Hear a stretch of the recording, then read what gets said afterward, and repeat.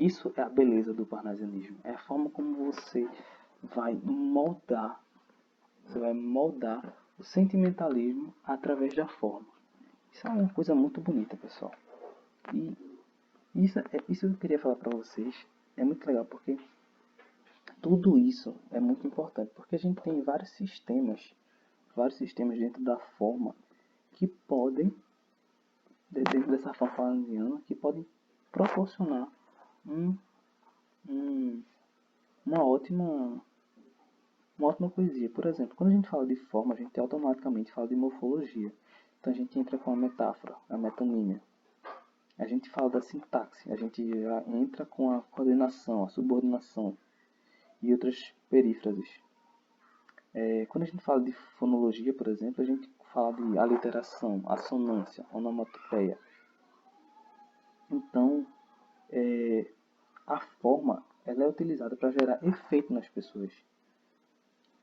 O simples som pode reforçar a ideia de paz. Por exemplo, um som suave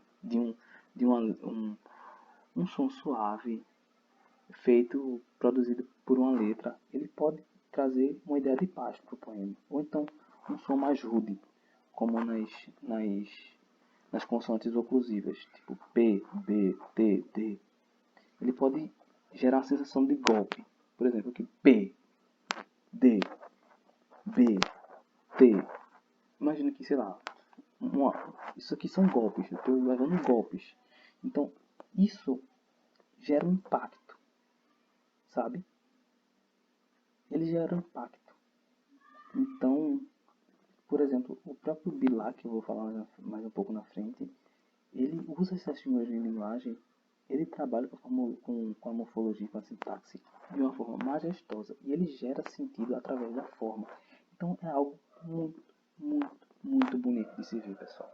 O parnasianismo é incrível. Beleza. Agora vamos voltar lá pra cá, ó. Beleza? E isso aqui, ó, é o que eu queria dizer para vocês. Quem falou isso aqui foi Olavo Bilac. Nenhum dos poetas da nova geração quer fazer do verso um instrumento sem vida. Nenhum deles quer transformar a musa num belo cadáver. O que eles não querem é que a Vênus grega seja coxa e desajeitada e faça careta em vez de sorrir. Então, isso é basicamente o que eu acabei de falar para vocês de uma forma bonita, porque o Olavo Bilac é essa pessoa. Então, eles não vão usar os versos, eles não vão usar essa métrica de uma forma só para tirar a vida do poema. Eles não vão fazer aquilo só por fazer, só para ficar bonito, só para ser arte. Eles vão fazer aquilo com um sentido. Eles querem deixar o belo, eles querem mostrar o belo e mostrar de uma forma muito boa, para que você consiga olhar e você se deleitar com tamanha beleza. E a observação que, tipo, como todo mundo já sabe que beleza é relativa. Então, isso é mais incrível, porque vai falar de beleza relativa. Tem vários poemas no parnasianismo que se fala de beleza relativa. Entendem? Então, a gente tem aqui, ó, a tríade parnasiana. Vamos falar desses rapazes aqui, que são os mais famosos do parnasianismo. Vou começar por Alberto de Oliveira.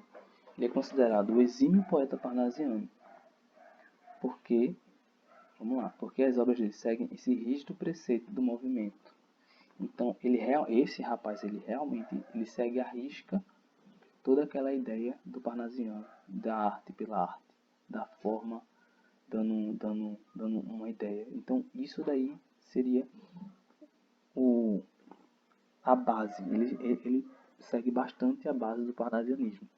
Então, a sua poesia gira em torno da natureza e da descrição dos objetos, sempre exaltando suas formas por meio de uma métrica rígida e de uma linguagem trabalhada e rebuscada. Aí eu vou ler aqui para vocês Vaso Grego, que é um dos poemas mais conhecidos e estudados desse rapaz. O Vaso Grego está de áureos relevos, trabalhada, de divas mãos, brilhante copa, um dia. Já de aos deuses servir como cansada, vinda do Olimpo, a um novo Deus servia. Era o poeta de Theos que a suspendia. Então, ora repleta ora, esvazada, a taça amiga aos dedos seus tinha, toda de roxas pétalas acalmada. Depois, mais o lavor de taça de mira, taca e, do ouvido, aproximando-a, as bordas, finas as de ouvir, cânora e doce, ignota voz, qual se da antiga lira, fosse encantada música das cordas, qual se essa voz de Anacreonte fosse. Então, vocês conseguem ver toda esse trabalho que ele tem em falar sobre esse vaso grego, mas vê que bonito que ele faz. Ele trabalhou aqui, ele seguiu aqui, arrisca a forma, então trabalhada, cansada, um dia servia, suspendia, esvazada, tinia, suspendia, servia um dia, trabalhada, cansada, esvazada, colmada, admira, bordas, doce, lira, cordas, fosse. Então, vê como é aqui, ó. E sempre, ó, 1, 2, 3, 4, 5, 6, 7, 8, 9, 10, 11, 12. Os 12, as 12 sílabas poéticas, então tudo aqui se encaixa perfeitamente. Mas vê que bonito, vê a forma como ele está falando de um simples vaso. É só um vaso, pessoal. Mas vê como ele transcreve isso de uma forma muito bela. Vocês conseguem reparar nisso? Vamos seguir aqui, ó. Raimundo Correia, o poeta das imagens sugestivas. Apresenta-se como um parnasiano que não submeteu sua sensibilidade à devoção da forma. Então, diferentemente do nosso querido Alberto Oliveira, ele já não se submete à questão da devoção à forma. Embora tenha abraçado a ideia da perfeição formal, o autor permite uma oscilação entre descrição e a sugestão. Então, ele não vai só descrever, ele vai descrever e ele vai sugerir. Ele vai estar lá dando uma pitada diferente. Ele talvez, digamos assim, que ele vai estar descrevendo e sendo intimista. Podemos dizer que seria uma mescla de romantismo com, com parnasianismo, sabe? E esse cara, ele trabalha muito bem, gente. Eu vou mostrar aqui um texto deles para vocês. E aqui os versos deles estão intimamente ligados à sua capacidade de pintar a natureza em tons fortes, criando imagens de grande força poética. Então, quando você lê o poema desse cara, você consegue enxergar aquilo que ele está falando. Ele escreve maravilhosamente bem. Vê só. As pombas. Vai-se a primeira pomba, despertada. Vai-se outra mais outra. Enfim, dezenas. De pombas vão-se dos pombais apenas.